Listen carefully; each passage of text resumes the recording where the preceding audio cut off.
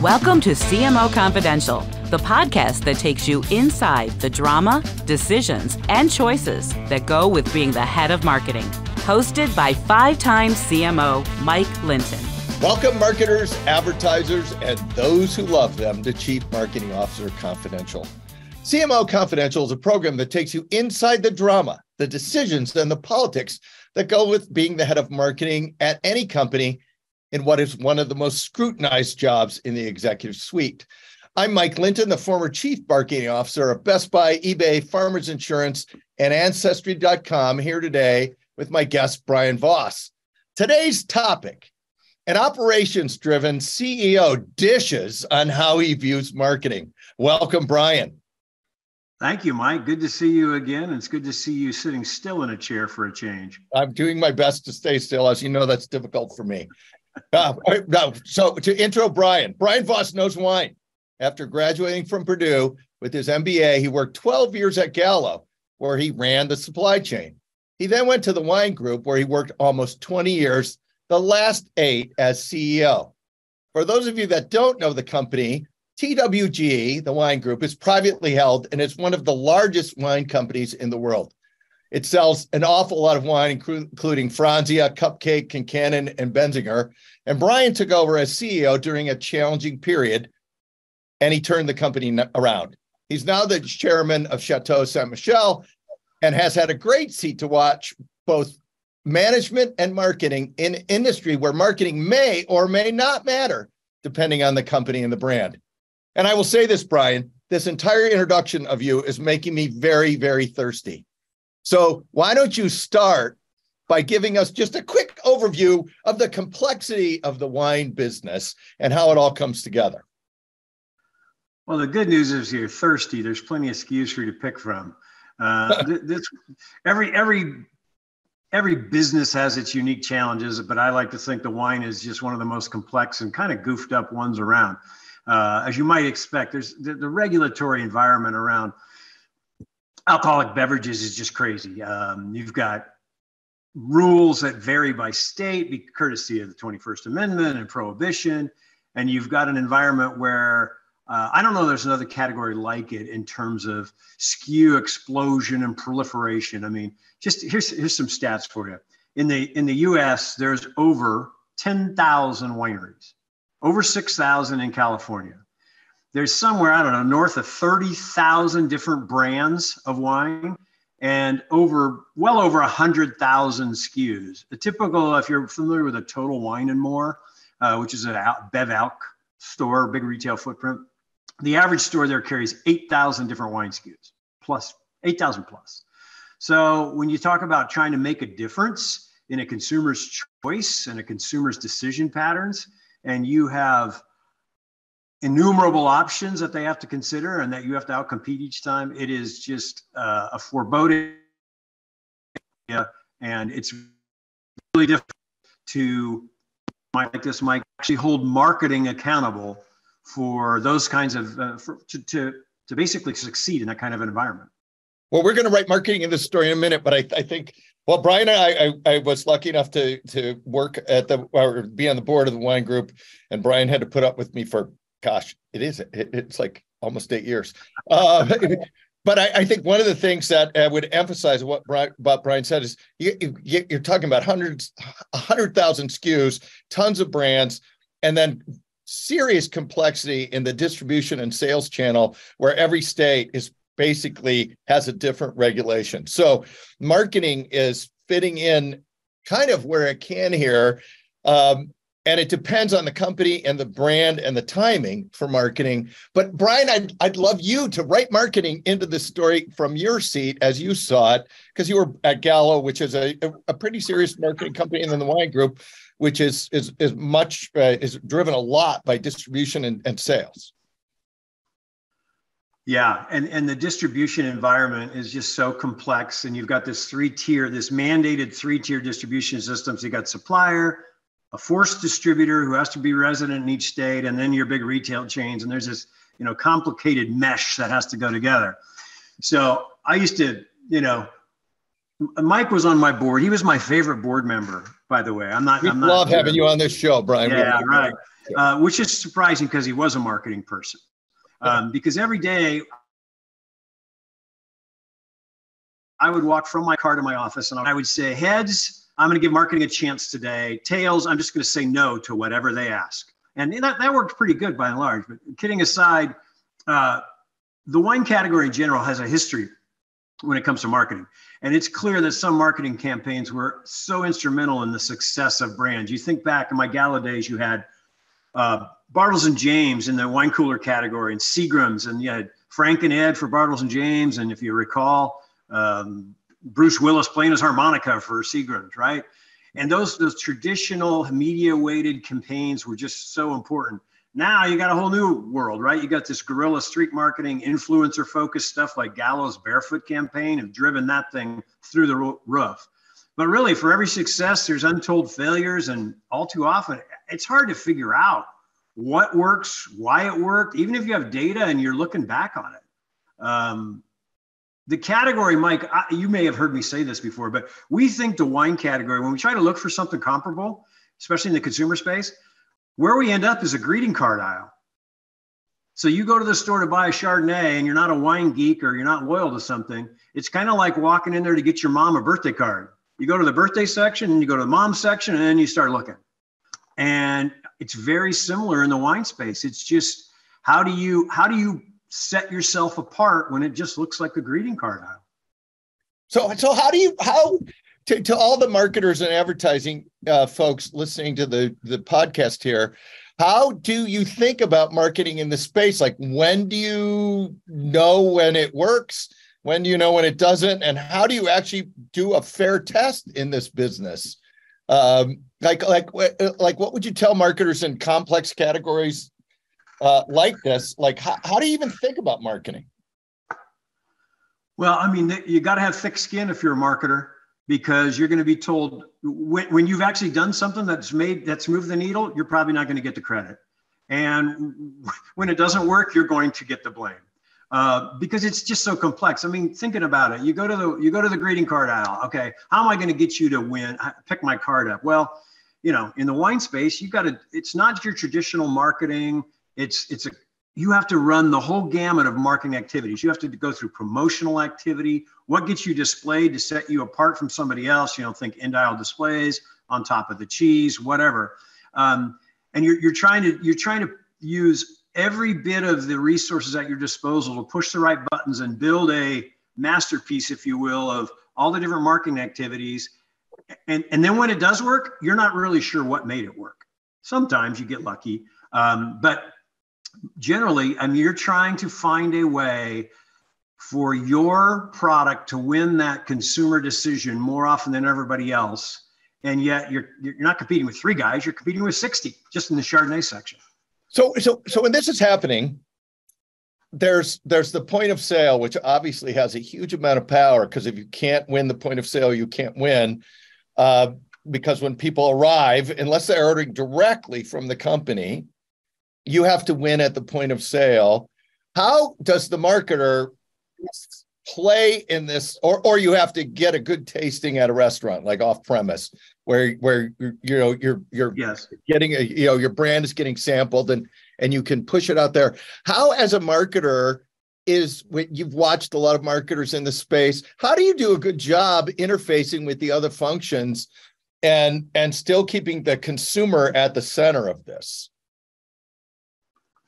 Well, I think marketing has definitely evolved from the days of the traditional media to this whole palette of activities. And so I think it's a marketer's responsibility to know the DNA of their brand, and then to make sure that as they keep that in mind, they go ahead and work with all the, most of their work is going to be with the distribution side and the sales side of the house. But they also have to look back on ops and manufacturing and make sure that they get the products they need, which, this isn't like making cookies from a recipe. Every year is different. Grapes come in different times. They taste different. And so marketing's constantly been thrown curveballs because they don't always know what they're going to get, yet they have to continue to produce results or drive things. Sales is probably their biggest customer in terms of the person who expects the most out of marketing and gives them the least amount of love. Let's put it that way. And they really want, sales wants to say, hey, you deliver the consumer to me. I'll sell the product, but you deliver the consumer who wants to go pick up my bottle of wine. And that's typically the biggest challenge for the marketing people. And look, if you have a strong brand, growing or stable, there's a base level amount of marketing you have to spend. Otherwise, and you have to create a story around why you're spending that money, because if you don't spend that money and you can't tell that story, you're sending a message to your retailer and your distributor that you don't care that much. Yeah. So the goal for you is to create a story about what you spend. Yes, you want it to be effective, but there's no guarantee on that. You have to, in the meantime, make sure the story tells the customers you have between you and your real customer, the consumer, that you care and they should care and help you. So you mentioned like the results. How, as a marketer, if you're in a category where these results are hard to measure because you have so many differences in the game, what kind of measures moved you as a CEO that the marketers showed up with, and what measures didn't matter to you, or what stories that marketers told you didn't work for you? Oh boy, there was a lot of them that didn't work.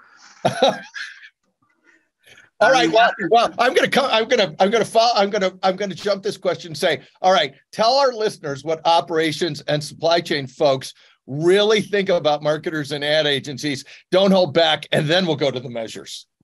Okay.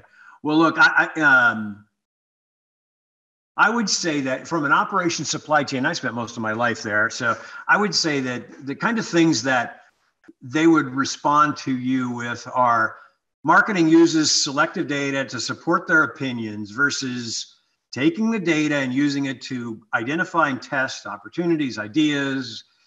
It's just backwards, and okay, we've seen that.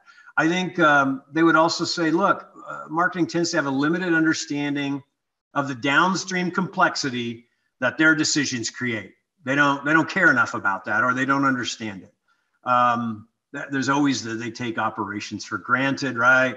They assume everything's just going to show up on time and when they need it. They don't communicate well. They don't plan. They build in realistic timelines. All those things you've heard before. But the operations people would then say that then corners get cut to meet timelines and execution becomes suboptimal. I think sometimes they would probably, in bad situations or when things are in a more cantankerous kind of environment, you would get operations saying that they're not considered a partner in the development phase. They feel like they should be involved in the innovation side up front, not as an afterthought, like, here, let me throw this over the transom and you go make it. Let's see what else. Too many priorities. If everything's a priority, nothing's a priority. So maybe figure out, what really matters. And I guess on the flip side, Mike, sometimes I would think operations might say, marketing spends too much time analyzing trends and they miss an opportunity. Yeah. Let's be thoughtful, take a risk, and let's learn and get in and out quickly if we have to. But if we wait too long, somebody else takes the lead. So here's the story that I think you're saying, which is this is a super complex business where all the parts have to work together. If the marketer wants to play in that space, they have to understand the whole thing, not just the marketing part, because the marketing part isn't going to be enough to win the game, except in rare circumstances. And we'll talk about Cupcake maybe in a little bit. Go ahead. Hey, I'll give you a great example. You just triggered my head. A great example. A few years ago, when I was still working, we had there was an idea, wine in cans, and marketing jumped on it, and we thought it could be a hot new idea, and so we took this brand called Flip Flop, and we put it in cans. Well, we waffled on the can size because there were some legal issues around that. We rushed, so we didn't have time to test the coating in the cans and what wine did with them. We didn't get to test how long the wine's shelf life was in the cans. We had problems with can sourcing because we're not big enough compared to the beer guys. We expedited our timeline, didn't give the cost structure good. You see what's happened. It was a disaster. We ended up with product that got old and didn't taste good. So here was the next big thing. We didn't want to miss out, but we didn't do our homework, and the consumer got a crappy experience. And the next thing you know, it's DOA. So you flip-flopped on that idea. I couldn't resist that point. So you're sitting there in the CEO seat in what is a super complicated business. You get all these asks from the various functions, and you have to coordinate it all. How do you decide what to do there, and how can the marketer be the most helpful to you? We'll do a Hall of Fame goods and a Hall of Fame bads in terms of when the marketer can be the most helpful to a complicated system and the least helpful. And I'm looking for kind of lessons for our listeners here of things to do if they're in a really complicated, very integrated business like wine. Yeah. So look, I think I look at marketing a little bit in the wine business in a complex category like that as kind of the governor on an engine, because they're the make work department. They're not the marketing department. They're the make work department, because whatever they do amplifies as it goes out, ripples out, and creates work for winemakers and production and engineers and salespeople and everybody. And so if we can't keep them kind of focused and with good priorities, they will drive costs up and things will get very complex and messy. So I always looked at the size of the marketing department, the amount of money they were allocated in the budgets as a way to govern and manage the complexity of the organization.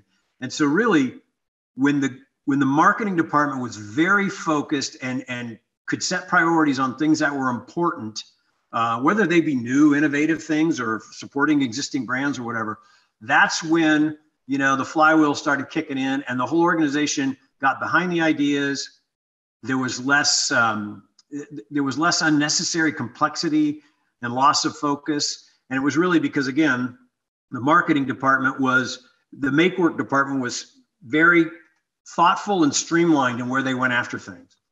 Does that make sense? It does. And I think make work is a bunch of our listeners are going to love that. But I do think the make work thing in particular, that is, if I'm getting this wrong, stop me, where in the wine business, if you're a marketer and you're going to launch a brand, all the varietals are going to come in there, all the distribution through 50 states, all the different SKUs, and you're going to have to manage all the actual middlemen that stock this for you. So the complexity of a single brand launch has thousands of permutations essentially through the company. And what you're saying is if the marketer's not aware of that, that's going to be a problem that's going to cost the company money and probably the marketer his or her good standing over time, right? Yeah. And to go back to the complexity of the industry, something I didn't say earlier, a huge percentage of the overall growth in the industry every year is from new products. So if you want to, the product life cycle in wine, unless you're lucky and you get one of these long-standing Kendall Jackson's Cupcakes or whatever, it's just quick, right? You're just cycling through. And so you're constantly looking for the next big thing and you're constantly innovating. So there's constantly new stuff coming out. And so that innovation cycle, it has to be driven by marketing. That function is so important. And yet when you ask them you're asking them to be creative and do stuff. And stuff usually costs money and organizational resources. So figuring out what stuff is going to pay out and add value and what stuff isn't, that person who can do that marketing group that can do that is invaluable. So here's a question. You come in as CEO, and now you have all these marketing people that were peers, or kind of peers, I guess, and now they work for you. Tell me what goes through your head as a CEO and how the marketer should best relate to you when you get this job. What's the right way to do it as a marketer? Well, I hope they get a better CEO than me because I wasn't very friendly to marketing. But no, I think the first time I had my hands on a marketing department, It was when I ran one of our two business units at the wine group. And the first one I had was the Velocity business unit. It was this massive brands, million case plus, every one of them, things like Franzia, and on the low end of the pricing segment. So the marketing spend was heavily tactical. So it was like a marketing for beginners for me. It was pretty simple. You were just trying and by to tactical, you mean this is like promotional sales, like dollar off, coupons, all that, Not on the high end of creative, much more, blocking and tackling. Yeah. And so it's pretty easy for me to get my hands around it. It was pretty easy to see who just got stuff done. I mean, it wasn't as much, oh, wow, they're creative thinkers and they got great new ideas, things like that. Well, after a couple of years, I moved over to the other business unit, which was named Underdog. And it was to manage our fast growing premium category, which included things like Cupcake. And here the marketing was much bigger part of the equation. I mean, and way less tactical, much more innovative, and you had to be very creative. And look, I struggled to understand what effectiveness looked like there. And the data was less clear, right? Because you had data when you're doing pretty much what I'll call tactical or promotional marketing, even with the 3-tier system, you can actually see cause effect in a short period of time. If I'm doing brand building in wine, even a hot brand, unless you get super lucky, that's going to take a little bit of time to develop. And the math is really a little more speculative, right? I would say, I'm an analytical guy, but I would say a lot speculative. And even looking back, you can think you figured it out, but you didn't. I mean, yes, you're right. In the tactical, spending area, you get a promotion in a big retailer, you see a bump, boom, done, right? Right. You run media, or you spend a ton of money with influencers on Cupcake. Measuring that was so difficult. And I think that was really hard for me. I learned, and this is where I think the marketing people on the other side of this, I learned to ask a ton of questions, and it made them a little uncomfortable at times. And the good people, the good marketers for me, took that in the spirit intended. Is like, I'm trying to make you uncomfortable so that we wrestle with this together. And my goal was to get them to walk around the desk 360 degrees before settling in on an idea they'd already fallen in love with way too prematurely. Okay. You got a great idea. I hope it's still a great idea, but please walk with me all the way around and look at this from everybody's perspective. And if it's still a great idea, I'm with you. Well, I do think there's probably a lesson here for our listeners, which is the idea has to be able to be executed across a complex array of functions to work. And as CEO, you're seeing that, especially given where you're coming from, and figuring out what the CEO needs to understand the idea is super important. And then getting the CEO as an ally to help you think it through versus as someone you sell to, also important. Hey, let's talk about Cupcake, because I think when that came out, in 2008, it became a million case brand. And I think it was Wine of the Year by one of the big wine magazines. Was that marketing? Was that luck? What was that? Tell us that. And because you're sitting, I think that might have been your first year or second, some early in your CEO tenure. So tell us about this. Yeah, it kicked off while I was a COO. So it got its start there. I'll share a little bit about that because that wasn't necessarily as you would think either. But look, in all candor, I thought it was stupid to name a wine after a piece of cake, a hard to eat piece of cake at that, So I can't take any credit and say anything but luck. But I didn't have anything really personally to do with, getting it out and so forth. Cupcake's one of those brand stories we like to say is sprinkled with fairy dust. One of the former board members you and I work with, Ken Leiser, ex-head of sales, he made a good point about brands like Cupcake. He says, if during your career, you're lucky enough to get to work with one of these, call it good fortune, because not everybody gets to play with one of these. And so I definitely feel very lucky to have been involved. That said, again, I wasn't in charge, so I can't take any credit. The story is not one of clear commitment to Cupcake right out of the gate. So we had two brand innovation concepts at the time. One was called Swirling Dervish. One was called Cupcake. we decided, after testing and doing concept testing and doing all the things you do in marketing, that swirling dervish was a better idea, and we rolled it out nationally. And clearly it was a huge success because you see it all the time now. Meanwhile, Cupcake, number 2, was just farmed out as a private label over to Cost Plus. And again, you've never heard of swirling dervish, so all you need to know about that concept. Cupcake immediately took off in Cost Plus. We quickly expanded the offerings, rolled it out of Cost Plus everywhere. 3 million case brand in a couple of years. So marketing or luck, it's a bit of both, Mike. Which is usually the case of these types of brands. But I'm going to go back to where you said innovation matters in the category. And if you don't innovate, you're not going to grow. And that there's a lot of new brands that come out every year. How do you, as CEO or CMO, manage the amount of tests you put out? And how do you know when to pull them back when they're working or not working, especially in a category like this where the data is less clear? Yeah, and I think the other thing that you got to keep in mind is most of these brands that we're talking about are what we call concept brands. They're like Cupcake. They're not rooted in any place or history or person.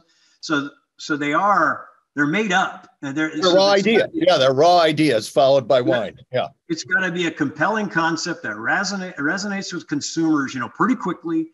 And it typically takes something extra, whether it's the magic marketing concept, a lucky influencer post, or something you didn't plan on. So really, you have to put that governor in place because, marketing can spin out of control a little bit in terms of all the innovation concepts they come up with. So we had kind of a funnel mechanism with various stage gates where we just kept winnowing down, okay, how many we got?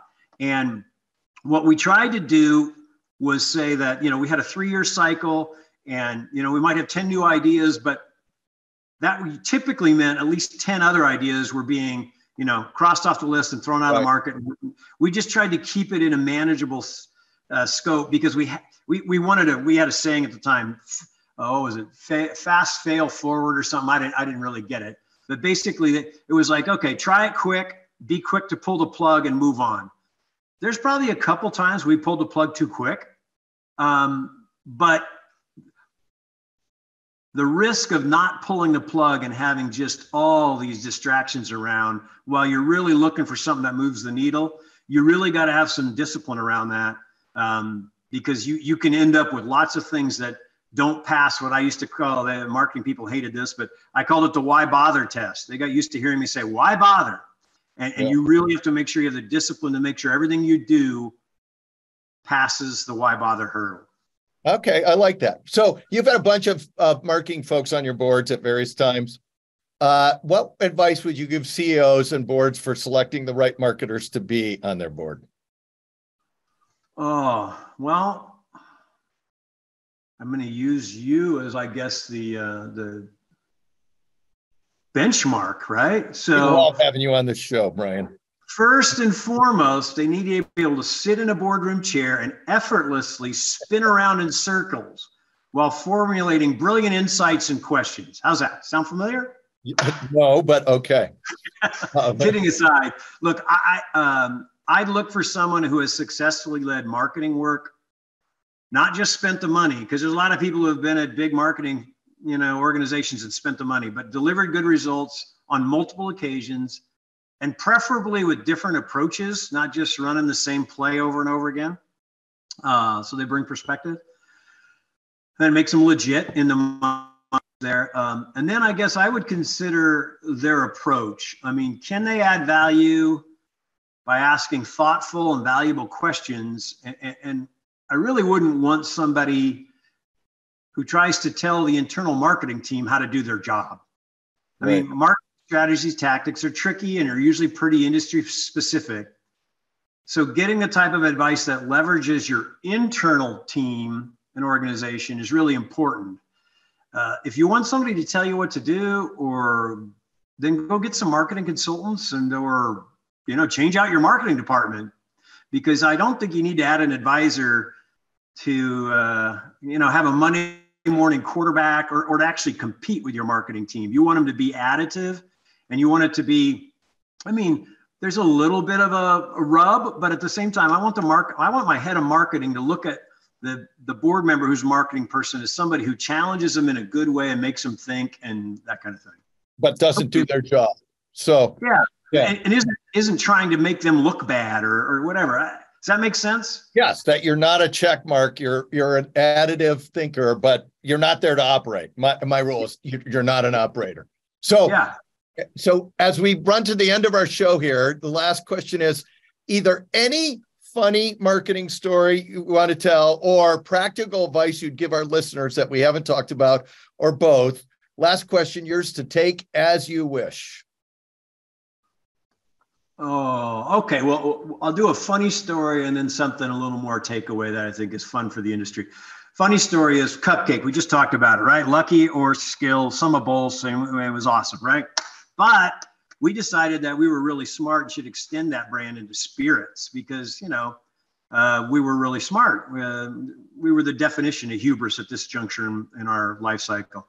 So we took Cupcake, but not only Cupcake, we took Kincannon, made Irish whiskey. We took Big House, made a bourbon. We let the general manager at the time, that was me, come up with our tequila brand.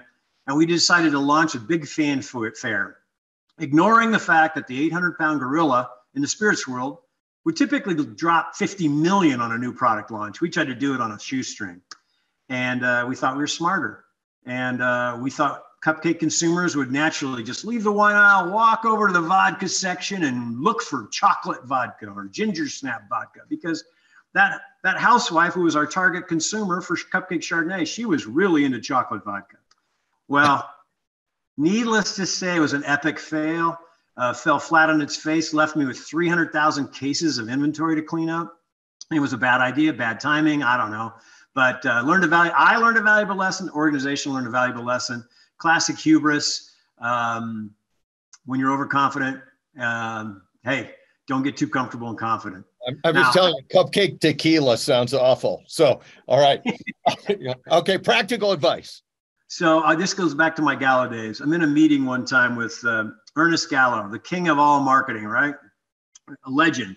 And there's a big room of people talking Gallo of Sonoma at the time. He was fixated on he was tired of being king of the low end, and he wanted to have a high-end product. And they were making fantastic wines at Gallo of Sonoma. And it was his legacy, and he poured money in, and he was frustrated with the results. So he asked the marketing VP why it wasn't working compared to all the competitive targets he admired. And the response was that, hey, these other brands had heritage and tradition, given that they've been rooted in the North Coast and Sonoma with their brands for 20 plus years, building their reputation. And some sales executive quickly responded to the marketing VP, says, well, how do we create heritage and tradition for this? And Ernest kind of chuckled underneath his breath. And then he said, you don't create heritage and tradition. That takes time and patience. And to me, that was one of the all-time great marketers, admitting that there's some things that marketing can't do or create. And you really need a solid foundation to which you apply marketing and your marketing magic, or your efforts are usually going to underachieve what your expectations are because you're trying to create something out of nothing. Thank you. A great story to end on. Thank you, Brian, and thanks to everyone for listening to CMO Confidential. Look for more of our shows on Spotify, SoundCloud, Apple, and YouTube, which include what private equity really thinks about marketing, why the short shelf life of CMOs parts 1 and 2, and a top business professor discusses the CMO role and tenure. Hey, all you marketers, be safe out there. This is Mike Linton signing off for CMO Confidential. Thank you, Brian. You're welcome. This episode of CMO Confidential is produced and sponsored by AdCom, one of the premier integrated marketing and advertising agencies. AdCom works with mid-market companies to create measurable returns. With 30-plus years experience, AdCom partners to lead innovative strategy, creative, media, and analytics for growth-oriented brands that want to differentiate themselves in a crowded field. Working in B2B, B2C, healthcare, financial services, transportation, building products, and consumer goods, AdCom leverages unique internal and external insights to create dynamic and lasting brands ready to maximize their market position. For more information, visit us at engageadcom.com.